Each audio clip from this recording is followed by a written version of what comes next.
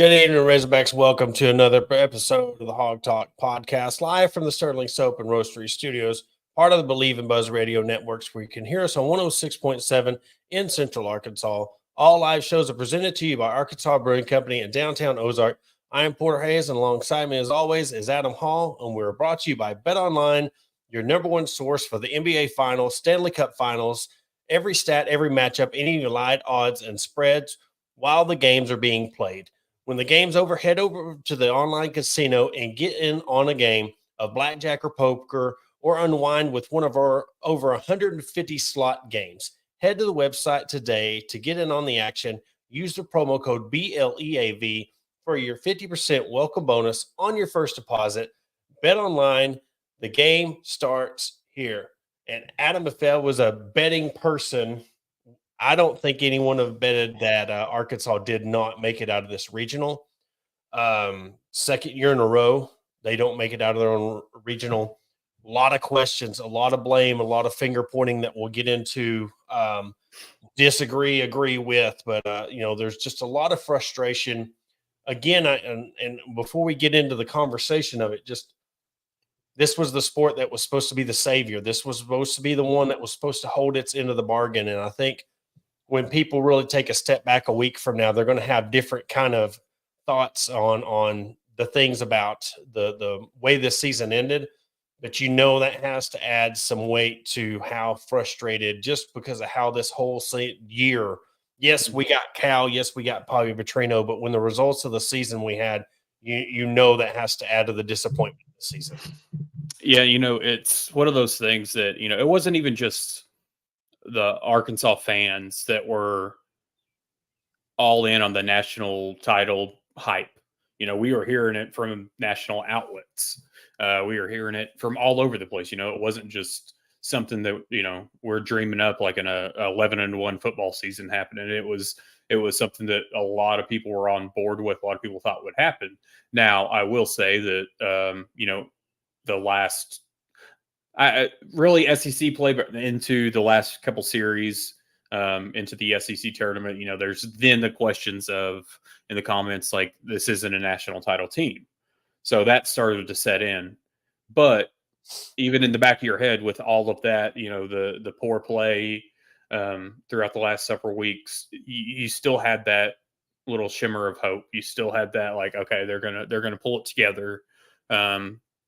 For whoever's gonna get the bats going, get whatever mojo going that needs to be got, and it just never came to fruition. And so I think that ultimately all the hype, all the faith that we had in this being the season for Dave Van Horn, it didn't happen, and it stung. And we all know how everything is, especially immediately after a loss, when we all are still in our feels, that we can be a little bit brash at times with our gut reactions, but it comes with it. I would be curious, and like I said, a week time, 7 to 10 day time, how do people feel looking back? Same thing happened with the year Cops. Everything was on his shoulders to carry this team to a national championship with the pitching standpoint. Mm-hmm. Everybody knew when he stepped up on the mound that he was going to get a win. He was untouchable. And the same thing was with Hagen Smith. And it was funny, Bart Pullman put out a tweet, said the only thing that can stop anybody is to cut Hagen Smith's hair. And then that game, he gets touched up for 6 runs. And you look at both seasons. When Kevin Kopps gave up that home run, it was like the season was over. It's like you just hit that final chink in the armor that was Arkansas baseball. This is the same thing. They were holding on to this season by a thread of, okay, I know at least if we get Hagen Smith on the mound, he's going to get us a win. He gets racked up, and then it's just like you turn – I'm sorry. I don't care if it's baseball, whatever. There's no reason you should lose to a 4 seed. There's no reason. It's unacceptable to let Southeastern Missouri State come into Baum Stadium and beat you. Just after a day later, you just beat them 17-9. I mean, say what you want, but there's a lot of finger pointing going on. There's a lot of blame. There's even people that were saying that we need to start having serious discussions about Dave Van Horn. That's the most idiotic statement that I've heard today. This guy has built this program. He's been here long enough. He's paid his dues. Yes, he don't have a national championship, but Martin at Florida State did the same thing. And I guarantee you, there's a lot of programs that if they would trade, knowing they would never win a national championship and have the program like we have at Arkansas for anything. There's a lot of people who do that. Mhm. They would trade their mediocre season to have what Arkansas has with Dave Van Horn. Most of the blame has been pointed at Nate Thompson. And there was even people floating around that Arkansas's had this horrible batting average at 176, and people was throwing it around all day. And then our guy Andrew Hutchinson comes out and says, no, that ain't even close. At bat 278. So that just shows you one person taking these stats and everybody running with it, people with credentials and check marks running with this. When you have the real fact checkers coming out and say, man, that's almost percentage higher. You're hitting 278 in the postseason. And I'm not saying that he's without fault, but we made that point a week ago or 2 weeks ago when we're talking about when are we going to start putting the blame on the athletes? Mm-hmm. Yeah. Well, I mean, as fans, we're quick to immediately finger point the coach or a coach, whether it's head coach, assistant coach, whatever. It's always a coach's fault. It's not the player's fault. And, especially the day and age that we're into of payment to players in whatever capacity that is, whether it be NIL, whether that be what the future is coming with payers getting paid from the NCAA. Fact is they are open to criticism. It's just like professional athletes. Now how you approach that is completely different. It's one of those things, like, take the personal side out of it. Exactly. Talk about their play, talk about their demeanor on the court or on the field, whatever, but don't attack them personally. But with the way the portal is, with the way that players are getting paid, etc., have every right to be called out. I mean, and here's the thing too that I don't get is we're quick to immediately want to get rid of a coach, but then we hear from one side of the fan base, like, not to, like, hate on the players, or it's, you're not a true fan, this, that, and the other. But flip side, then you see a player like Kendall Diggs who went through a slump, and that was probably one of the most widely criticized things from the Arkansas fan base, was calling him out for his batting average, for his play, et cetera, et cetera. So I just don't get it's okay to do that during the season, calling out, but when now the season is over, we just immediately think, oh, coach needs to be fired. Why aren't the players being held accountable for any of it? Yeah, and we'll play the video right quick of what Dave Van Horn had to say about Coach Thompson, and we'll give a reaction to that after the video. Sorry. Take it a second. Dave, going back to thinking about the future, you mentioned the up and down nature of the offense all year. Would you consider like a philosophical change with the offense, and how confident are you that Coach Thompson can lead it, turn around? He's ate up with the offense and analytics, and he really tries to train a swing. He does a great job. Probably no one works harder than him at it. You can always make adjustments, and a lot of times I think what you're talking about is maybe a little bit more of an approach. Really, in my opinion, that's always important to do that. But we got to get a little better athlete. We can't just have 8 guys that hit homers. I like guys that hit doubles, and I like guys that hit homers, but you got to have some guys that can run too, and you got to be able to create some offense the days the wind's blowing in, or they're really good on the mound, and you're having trouble making contact. And that's something that we want to do, and we're trying to get the right players. The 4 guys that we lost last year that were high school kids, those kids could all really run, and they could hit and play. And it kind of devastated us a little bit. It threw us back. And so, yeah, always looking to get better and make adjustments.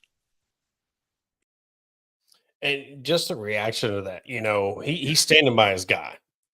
and I think more people should. I mean, you look at, how hard it is to recruit high schoolers, and you're loading different levels. It's unlike any other sport that you can get a high school kid drafted and him get a draft slot and him not even make it to campus. And then the transfer portal, then the NIL. And then the only reason why I bring it up about the players is, look, they're getting top facilities, they're getting top coaches, they're getting NIL, they're getting, transfer portal, they're getting to do all these things. But when it comes to the accountability, it's like, okay, we want the adult things, we want the money, the facilities, and we want all these adult things. But then if we say, well, when are we going to put these on the players? When do they need to step up? Where's that flip of the switch? Where's this tenacity? Where's this will to win? We can't say that. Let's keep the torch on the coach when there's no accountability for the players. But these same people, like you said, if somebody's going on a slump, they're the first ones to say that they're horrible. They need to hit and they need to. But when they're called out on, is that the reason why they lost the game or their season's over with? No, it was the coach.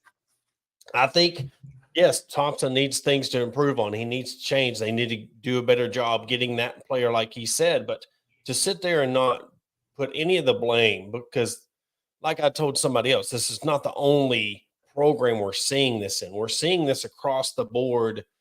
And we mentioned that last week. Where is this hunger that when you're down, when you need that win, you're going into this game against Southeastern Missouri State yesterday. You needed to win. You do not want to end your season losing to them. That alone should make you carry the game and beat that team.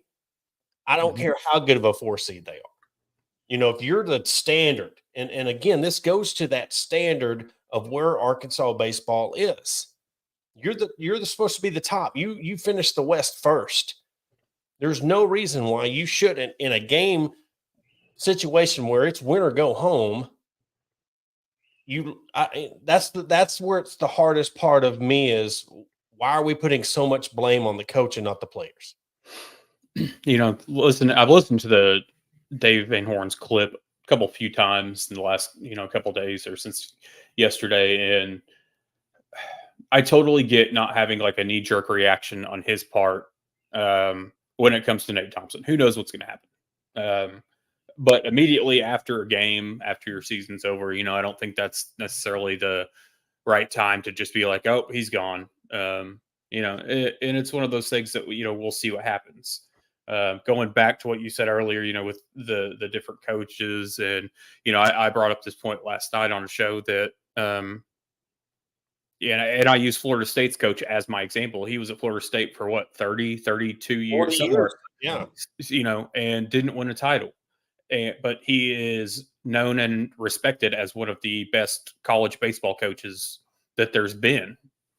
And, it's one of the things, yeah, there's frustrations. Yes, you want to win the national title. Yes, you're tired of talking about winning the national title.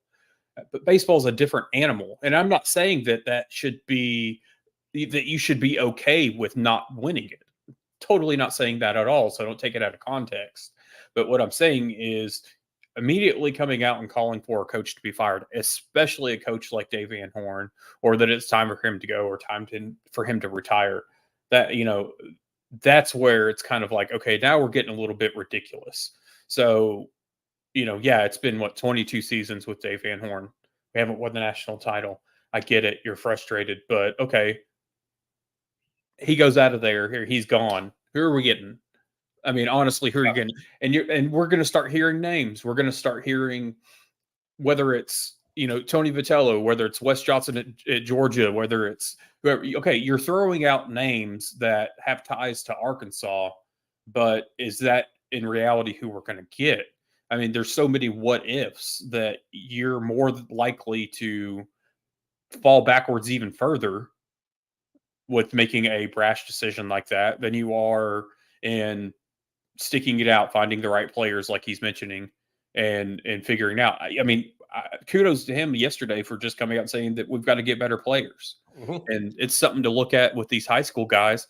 And this goes back to our previous conversation with the payment to players potentially taking off walk-ons in football and divvying out more scholarships to other sports, etc.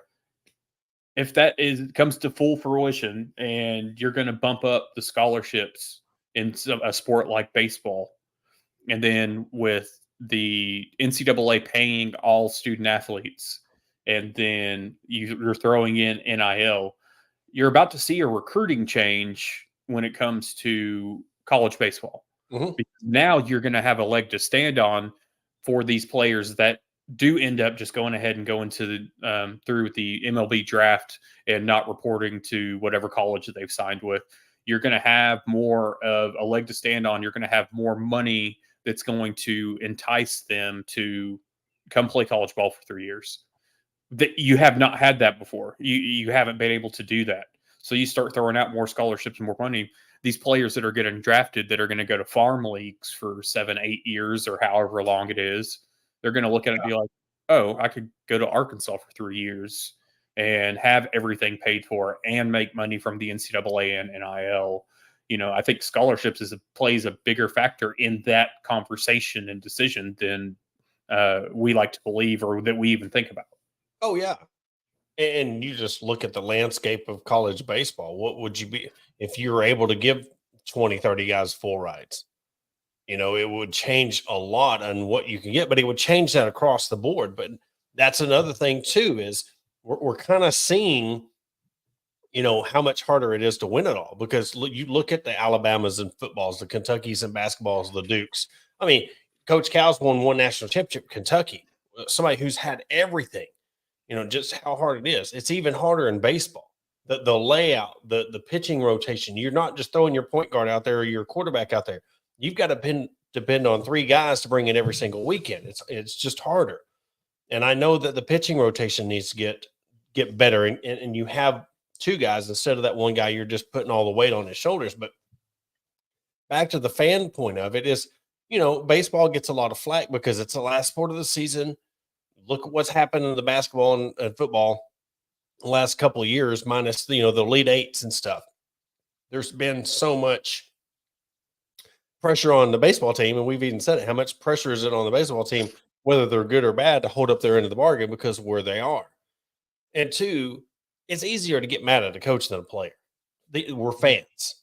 Fans are more likely they can sit there and turn on a coach quicker than they turn on a player, whether you want to admit it or not. It's easier to place the blame on a coach than it is a player, because of the backlash. And if you're going against this player, you're having all these people come at you. So there's a lot of point. And if you can point a finger at a coach, you're not going to have that many people come at you.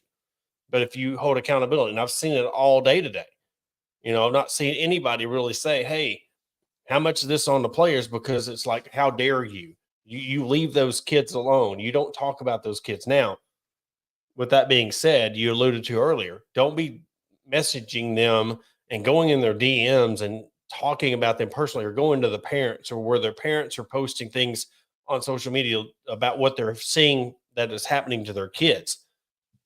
But going back to what we're talking about, you could sit there and say, hey, look, they needed to have a little bit more dog. They needed to have more fight.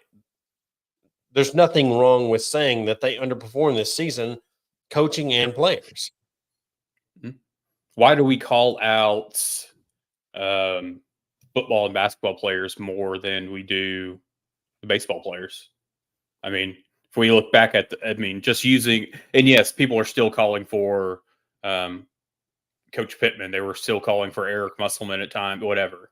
But, we would single out as fans players on, whether it's KJ Jefferson or Devo Davis or whoever, we're all about. Is it because of NIL?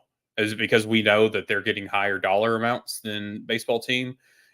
Obviously that's why we go after coaches more often than not. I think has a lot to do with the fact that of the money that they make, et cetera. But, we're in a day and age now that players are getting a big chunk too. So where's the line drawn in that respect of it being okay to call out these group of players, but not these group of players? I just don't, I don't understand that portion of it. Well, yeah, because it's getting to the point to where college is turning into a pro, where players they're getting the money, they're having more of a say-so, more power, which rightfully they deserve it. Whatever. That's not a discussion. But it's the responsibility, it's the accountability that seems to be lacking. And I don't know if it's just because certain people are they're scared to go after that point or talk what they really feel, or like, again, it's just easier to point the finger at a coach because that's easier to get people behind you when you say it's the coach, opposed to let's talk about the players. And I'm not saying every baseball player on that team just gave up, but enough didn't step up to cause this season to go the way it did. And that's just my opinion on it. Yeah. I mean, right now it's a tough pill to swallow. It's trying to figure things out. I looking at it, my number one gripe besides outside of losing this weekend was, the fact that 2 of the games were the road team. I don't care what the rule is. It's absolutely ridiculous. You're the higher seed and you've got to play 2 of those games as the road team. And in a sense, I think that has a little bit to do with sluggish starts. Because I feel like that both sides kind of feed off of each other.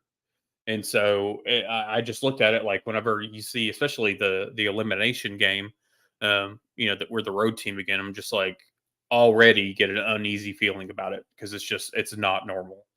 But I just never, throughout the game, as the game was going on, you just never really saw the intensity from necessarily any one person. I mean, even after, a home run shot, you're just like, okay, but you see him running the bases and then you see him congratulating him at home plate. And then it's just kind of like this is the time to get your team hyped up, but also your teammates should be hyping you up after you just did that. It was all around just kind of a ho-hum kind of day yesterday on the field.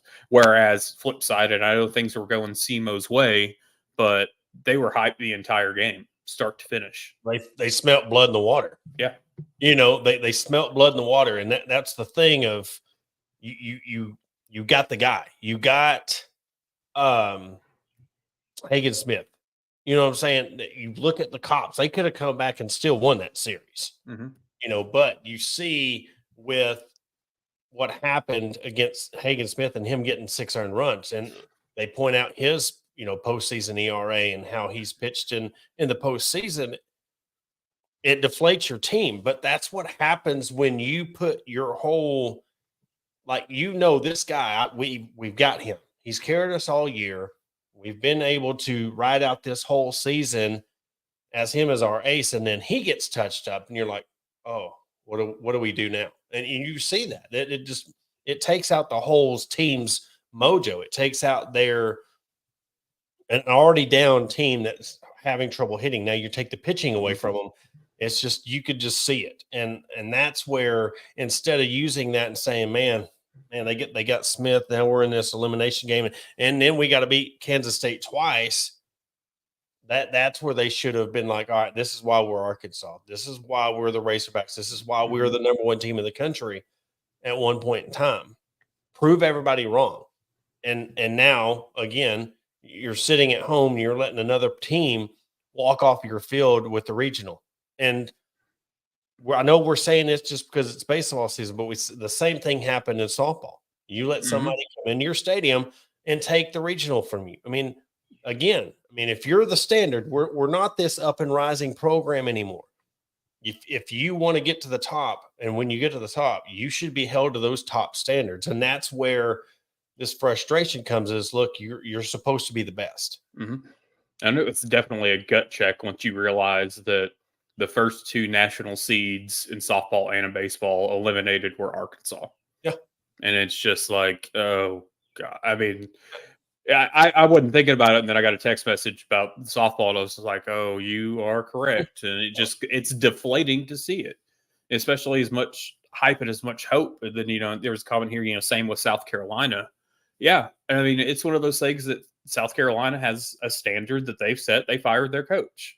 We saw it with Ole Miss fans calling for Bianco's job and whatnot. It's immediately, a coach that just recently won you a national title and you're ready to jump off board. So is that where we would be next? Let's say Dave Van Horn won national title and then a season or two later you don't make the NCAA tournament, then is it time to go? I brought that up. Yeah. Today. What if they caught the pop fly? If they caught the pop fly against Oregon State and won a national championship, this wouldn't even be a conversation. There's no way this would be a conversation. Because if we're holding on to national championships from 64 and 94, and you win that championship against Oregon State, we're not having this conversation. You know, the statue would already be built. Dave Van Morton might not even be here. You know, there's no telling where this program would be, but I know good and well we wouldn't be having the conversation of this coach needs to go. I mean, because you're still riding from that national championship. And it's funny the things that, you know, even one person went to the extreme of saying, well, if this would have been Sam Pittman, his head would have been on a platter. Sam Pittman's never even sniffed an SEC championship. Sam Pittman's never even sniffed or what you'd be equivalent to like college football playoff. Or so I don't think we need to be calling for someone's head when they've won the West 8 out of 10 years. Mm-hmm. And also, you know, to bringing up other coaches and comparisons and whatnot too, the Dave Van Horn, Mike Anderson comparisons that I've seen numerous times today. And I will say this and preface this way. I like Mike Anderson. I always have liked Mike Anderson. Mike Anderson is a terrific person. He is a great guy. You know, it didn't work out, but to compare Dave Van Horn's, basically his resume, if you will, and Mike Anderson's. I mean, Mike Anderson had one postseason win in 8 years or whatever it was. And we're sitting here trying to compare the two, or say that, I think in one group I saw that Dave Van Horn should get the Mike Anderson treatment. And, you know, and I just things like that. I'm like, are we really to that point that we're just ready for it to all be said and done? And with Dave Van Horn and what he's done with this program, and this is a guy also that there's not a doubt in my mind that just like Norm Bryan, Dave Van Horn is going to be at the field week in, week out, at these games, at the facilities, et cetera, et cetera. He's not going to just hand this team off to just any old coach. He's going to have a say in who it is. He's going to probably go out when it's time for him to retire. And I don't think he's going to retire until that is in place. I think it's going to be one of those things that he will be Arkansas's coach until that there's a plan in place for his predecessor to come in and for them to basically hand off everything as smoothly as possible. Yeah. Whether that's Tony Vitello, whether that's whoever. And again, I'm just throwing that out there because it's been talked about a lot. But, you know, it's one of those things that Dave Van Horn's not going to be fired. Dave Van Horn's not going to quit. He's not going to abruptly retire. He is going to leave this program in good hands and in a good state. He's not just going to bounce or go off into the night. Yeah. And look, I mean, he's 63. You know, he in baseball coaching terms, he's probably got a good 17 years left in him. I mean, you know, it's just a fact that he's going to walk away when he damn well pleases. And everybody 100% should accept that. There should be nobody that he has paid his dues. He has earned the right to walk away from this program when he damn well pleases. National championship or not. And that's just people being spoiled. Oh, well, he never won the big one. Well, there's a lot of people who don't. And there's only one coach that I would even compare him to, and it's in the basketball scheme. It's Gonzaga's coach. Mm-hmm. That's where I would go if you want to compare. But tell me how many basketball programs would love to be Gonzaga and being that relevant from 98 until now, still making Final Fours, still being relevant, still being considered an elite program. Yeah, you've never won a national championship. But there's got to be a point to where what is the max where you would be like, okay, this is our program. We'll never win a national championship, but yet we're going here every year. I mean, would you trade 8 to 10 World Series appearances and making it and winning the SEC, winning your tournaments, being the top in your conference? Yeah, you fall short of the national championship, but you're still, without a national championship, considered one of the standards in college baseball. Mm-hmm. That's hard to do. In any college sport, that's hard to be considered elite and you have yet to win a national championship. So I think that shows a lot of respect of what Dave Van Horn and this program has become. So I think a lot of people need to sit on that and think about what we have as a program and where we are as a program. It's not just the Dave Van Horn situation or Nate Toppin situation. This is your program as a whole. There's a lot of programs out there who would kill. You had a subpar year talent-wise and still won the West. Mm-hmm. Lost 5 games at home. I mean, you got to think too. Do you want to? Which I'm using Georgia this season as a great example because they had a good season. Wes Johnson has done good things there, and he's going to continue. But do you want to fall? Would you rather fall back into we get rid of Dave Van Horn, and then now we're in the likes of a Auburn or Missouri in baseball every year? I don't. It's again just hearing the words. Like I said, unless he's just at that point where he's ready to retire and he says he's ready to go, hearing those words is just crazy to hear of anybody who's saying that he should be gone or are they thinking about. I mean, our guy Blake Ruffino, love him to death. Good, one of our friends. He was like, "It's time to have serious conversation about Dave Van Horn." No, it's not. I mean, that's the thing. You're talking about underperformed and this and that. It goes way beyond those type of things, and you're still making it to the College World Series. You're still, I mean, again, you're a pop fly away from winning a national championship, and that gets held against him. That is the one unfair moment that gets held against him, is because you're still judging him for not having a national championship when they were as close as you could get from not winning a national championship. And I know there's things that, especially over this last weekend, hearing about the players, Nate Thompson, and their batting practice on who can hit the highest fly ball or pop fly, whatever. And whether that's true or not, I don't know. I've never seen it.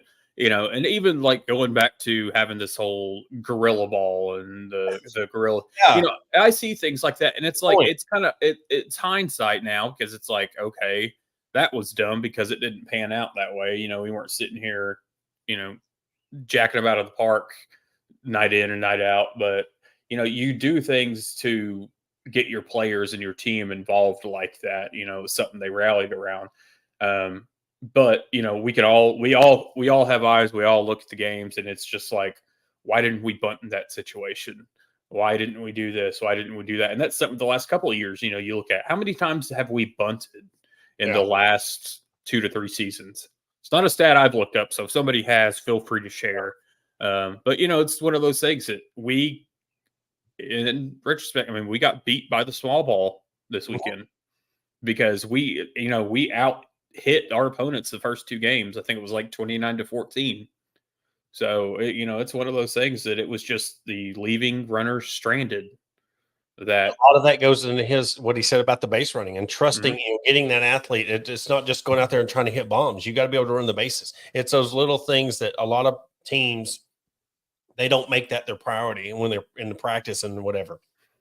And Arkansas tries to do that. They try to be the standard and doing everything they can, but if you're not able to run the bases well, that goes to that bunting. If he knew that he could get his leadoff on base or get a guy, a double, a bunt hit and run situation, you would have more of those, but they don't. But we're going to take a quick break. When we get back from break, we'll carry on the conversation more about what's next for baseball, and then continue on, talk about the newest baseball team in Arkansas off to a hot start, the Fort Smith Marshals, to end the topic, and then talk about the new women's league that is going to be starting up in Little Rock. She Got Game coming to Little Rock season 2. We'll talk about all that after the break. Attention DIYers and home improvement enthusiasts. Are you searching for the right tools and the supplies to tackle your next project? Look no further than Mentor's Hardware Store. With locations in Ozark, Alma, and Clarksville, our vast selection of hardware and building materials is sure to have everything you need. Whether you're fixing a leaky faucet or building a new deck, plus our knowledgeable staff is always on hand to offer expert advice and guidance. And with our competitive prices and convenient online ordering, Mentor's Hardware Store is your one-stop shop for all your DIY needs. Visit us today, and let's build something amazing together. Are you in need of legal representation? Look no further than the law offices Robertson, Beasley, Shipley, and Robinson. As the oldest law firm in the River Valley, we have been serving our clients for over 100 years, with locations in Ozark, Fort Smith, and Smith. Our experienced team of attorneys provide expert guidance and advocacy in a wide range of legal areas, including personal injury, family law, criminal defense, and more. Trust in our history and experience to the results you deserve.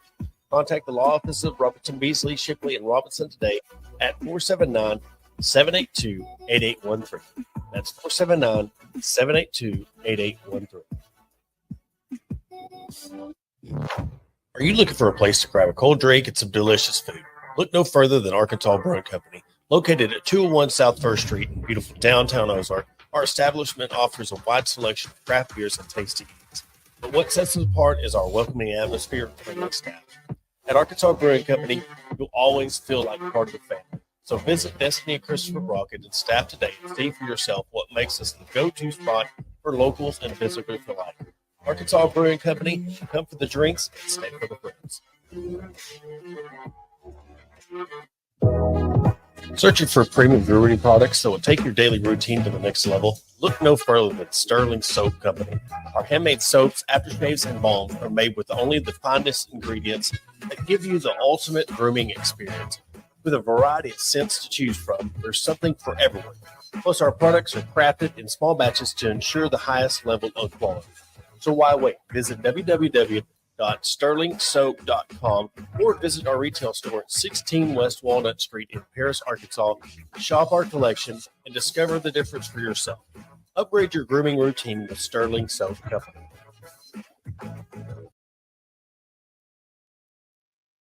Hey.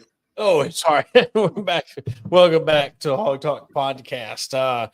Just carrying on. I think I cut you off before the break. We're talking about just wrapping up the baseball season. What do you think is next for this program? What do you think? What's the biggest needs that you think they need moving forward? I think that Dave's going to follow through with kind of like he talked about in the press conference. I think the glaring holes of the not always hitting ball, doubles and triples and base running and whatnot. I think that the players that they're after from the high school level that do get drafted, I feel like that he's going to try to do everything in his power to get those guys on campus versus going the MLB route, straight out of high school. So, it's one of those, I trust more in what his plans could be, the little that we do know, than I trust, obviously, looking back at the end of the basketball season and Musselman saying in the press conference, I'm going to work harder than I've ever worked, or I'm ready to work, or whatever it was. I just look at Dave Van Horn on, this is a guy that, even though he's got a calm demeanor, it doesn't sit right with him. Yeah. So it's funny you brought that up because Dave Van Horn the day before made a similar kind of plea or post-game press conference of, hey, we might not do it, but we can. Yeah. It's like he was trying to rally the troops and trying to do his best. And I don't know if it just, I don't know. He's just got a different kind of swagger to him. And I think, I think he tried to bring a different approach to this team. And as he's getting older, he's got grandkids now and he wants to spend time with them. And, that softens you up a little bit. And I think that this year kind of reminded him, look, next season I might have to be a lot more tougher, on a day-to-day basis with the players in this program, be more hands-on, whether it not loosening the reins up so much with your staff, So if that's what it takes, I mean, that's the thing. If anybody knows what it takes to get to the national championship and win one, he knows how to do it. He hasn't done it, but it's not saying that he doesn't know how to get there. And I think the biggest thing is you got to get a deep pitching rotation that that can withstand an SEC season. You can blow through your regular season and you can blow through your non-conference and stuff, but night in and night out, even if you're playing the fourth, fifth best team in the West, they're still top notch. We're seeing some of that now. Mm-hmm. Oh yeah. I mean, going in, it was a night and day really for the fan aspect and thoughts going from non-conference into conference.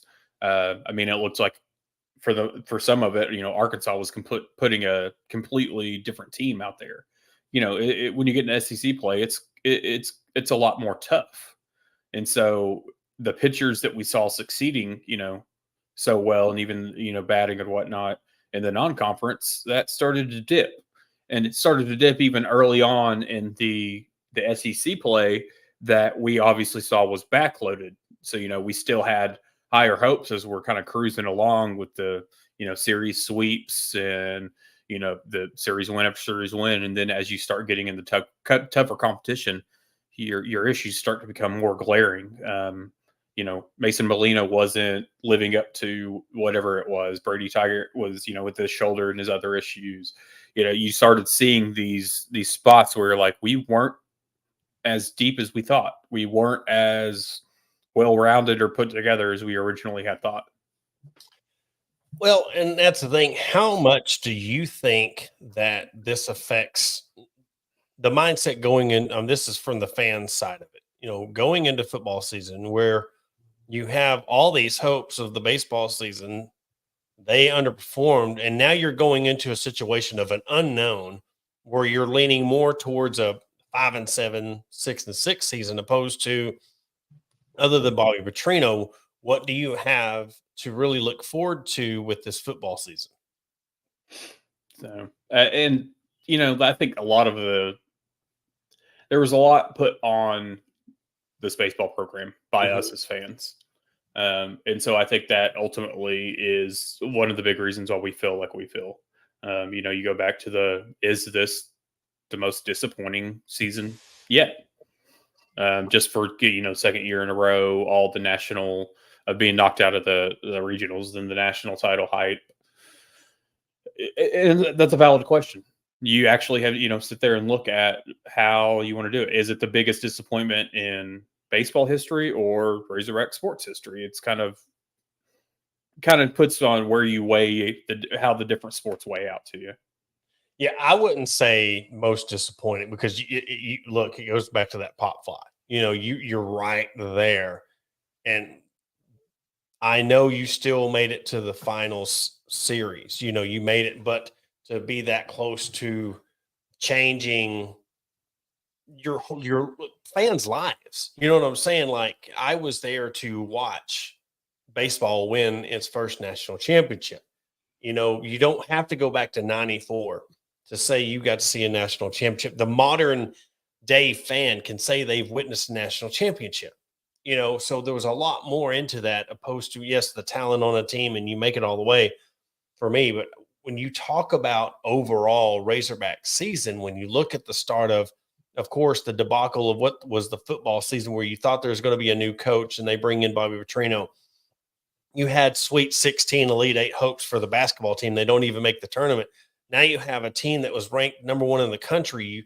You were sure they was going to, and they even, when they brought the seeding out, I mean, it was a tough draw, but it was a good draw. You were like, okay, we can make it to the super regionals, and you don't even get out of the regional. The whole grand scheme of it has to be one of the most disappointing, but I wouldn't say the most disappointing, because we've seen some dark days in Razorback athletics, but you can't sit there and not address that this whole year was kind of a flop. And to bring the other side into it, look at women's basketball not making the tournament, softball not making it out of their own, regional. Those letdowns of these up and coming programs where, look at the track program. They're the standard of, okay, it's national championship or bust for that program. Imagine being on those type of standards. You're the track and field capital of the world. You've won 51 national championships. Now you're sitting here on the cusp of winning 2 more. Your track teams are still number one in the country in men's and women's. So, right below that, I would put baseball. Still, just as where they're at as a whole, because there's been such a lapse in the basketball and football programs. Basketball is now on the way up because of their run under Musselman, but I think we need to see where this thing goes with Cal before we put them back up above baseball. But right now, it's still baseball, then basketball, then football. Yeah, and looking back at the past year, I can honestly say that joining this less than a year ago, I did not plan for or predict that doing this show for the year that these would be the seasons that we have, Yeah.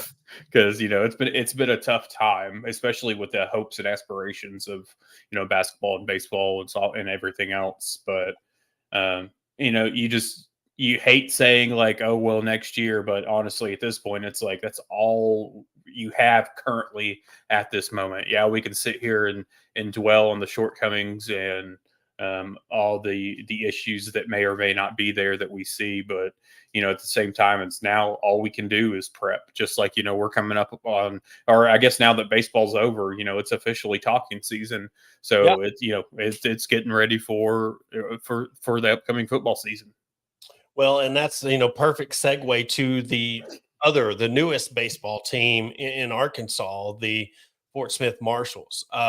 You're starting off, you're 4-3 on the year so far, 3-2 at home, 1-1 away. But for a team that practiced 2 times before the season started, really got their team together 1st of May. You're already playing. Opening day was May 23rd.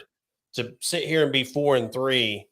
You end up, winning 2 out of 3 to the Texarkana Rhinos. And again, this is small ball. This is not the Naturals or the Travelers. So they've been getting some great crowds. I mean, you just look at the crowds that have been able to come out and watch this team. Fort Smith, again, what I was talking about, we had Greg on, that town is just booming. It's revitalizing. And I think this team coming in at the right time with them building a new stadium in a couple of years, it's going to be on the riverfront.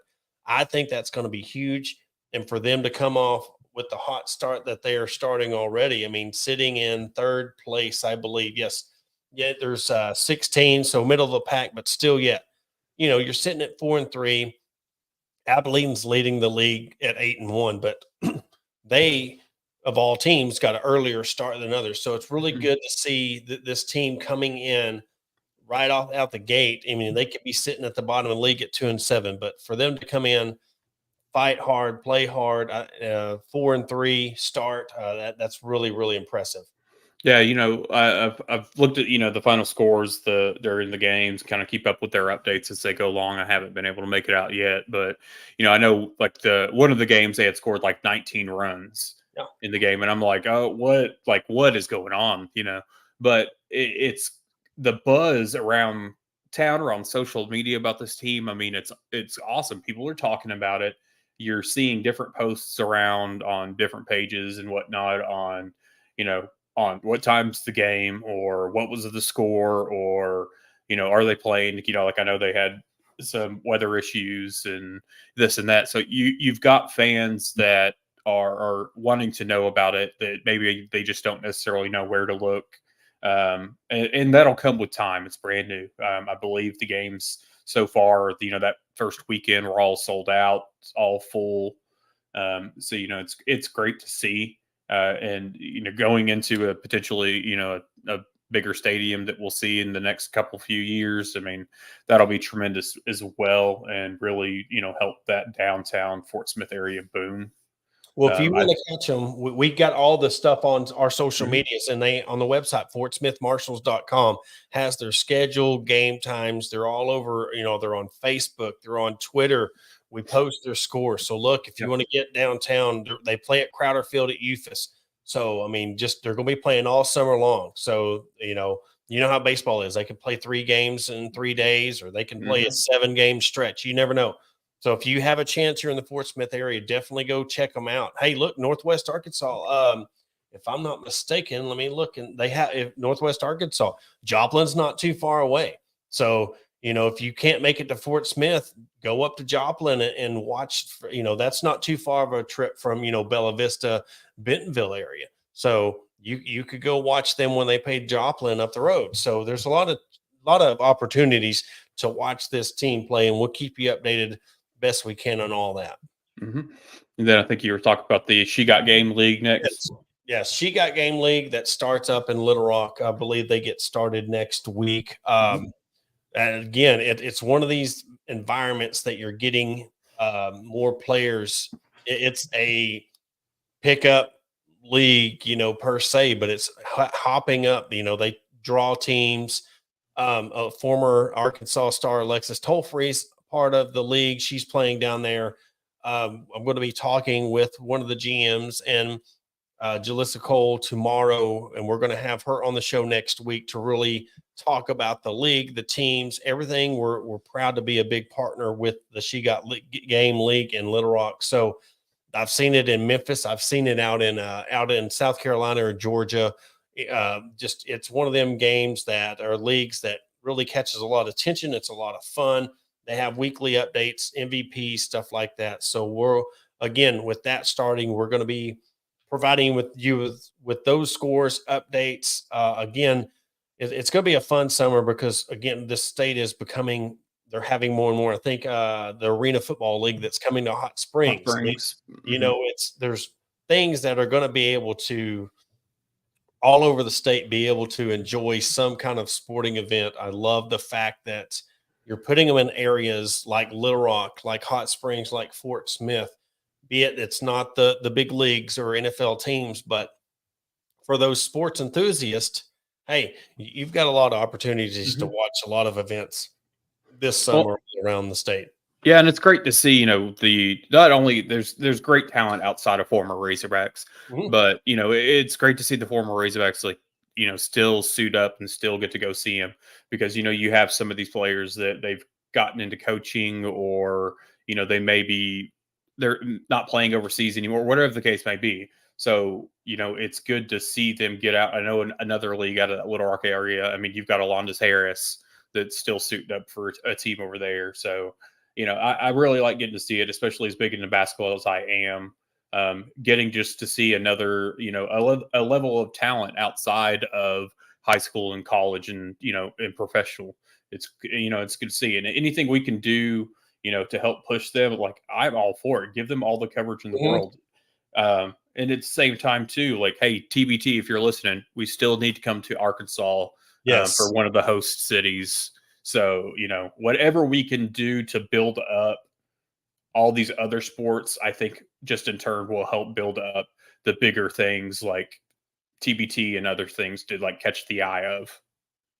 Yeah, you're going to have, and this is from the She Got Game Little Rock Facebook page. You're going to have 6 teams, I believe. Yeah.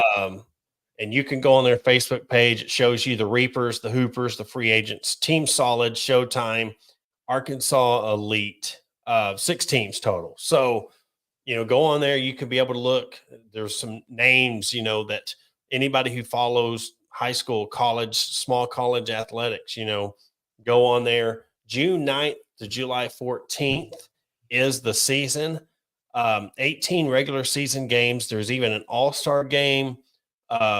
VIP seating and they play at Philander Smith College. So look, I mean, just another opportunity to go down to Little Rock and support women's athletics. Can't wait to see the Arena football team come in. And again, I can't wait to get to. It's been a busy couple of weeks, but I really got to get out to a Fort Smith Marshals game and check them out. There's definitely things in your local area. It's just social media obviously is the easiest place to find it, but just look and listen. And there's a game out there you can go watch in your area. I mean, I feel like there's stuff at every part of every corner of the state. You just got to look for some of it. Well, and it's this time. It's summer, it's talking season. It's that now that, baseball is officially over with, we're going to have our, summer series. We'll try not to steal that name from others. Hopefully, if you've had another show out there with that name, we apologize. We're not trying to steal it from you, but, we're going to have some things come across the board to have some guests on really to, again, dip into the high school stuff, bring Kyle Sutherland, Cabo back on to talk about the high school football season coming up. I know my boys, they just started football practice today with summer camp in high school. So, there's going to be a lot of traveling, a lot of good times. There's going to be some, things come up where, where's the good spots to eat? Where if you're out traveling, where's the good spots to go swim? I mean, just a lot of things we can dip into, and we're excited to what we can bring with our content this summer. And Adam, is there anything else before we wrap this up? No, speaking of that though, right quick, if y'all know I'm a big mac and cheese fan, start throwing me out the best mac and cheese in Arkansas, and I will go find it and try it. Somebody's going to mention it. Because I can't remember where it was, and it was local. but it was a twice baked mac and cheese. Mhm. And if I could find out where this place was, I would go there just for the mac and cheese. It was That's what I'm wanting. and that was, it's bad on my part because I'm a big foodie and I'm a mac and cheese. My Uncle Clifton in South Carolina, he used to make the mac and cheese. When he was done, then he'd put the breadcrumbs and the cheese over it and then put it in the oven and blast it. Mhm. I've never been able to replicate it, but that's just, something like that. So look, places to go eat, where do we need to go stop at? Where do we need to go and stop in? I was going to see my dad and I stopped in that place in Jacksonville and had the gizzards and stuff. And it was just, places, the Back Porch Grill in Hot Springs. We usually go to Fisherman's Wharf, but we caught on there and found that Back Porch Grill there in Hot Springs. And I'm telling you, it was one of the best steaks I've ever had. It's one of those things that I don't need to know that Chick-fil-A has good mac and cheese. I'm not going there for mac and cheese. So, give me the places I don't know about. I wish I remember, man. I'm telling you, look, it's crazy that you even said it because I've been thinking about this for 2 weeks of where this mac and cheese was. So we'll find it one day. But that will do it for this episode of the Hog Talk Podcast. Again, brought to you by Believe, Bet Online, Arkansas Brewing Company, Sterling Soap. We will definitely come to you on Thursday, bring you all the latest Razorback news, upcoming stuff coming on this summer. We'll catch you on Thursday.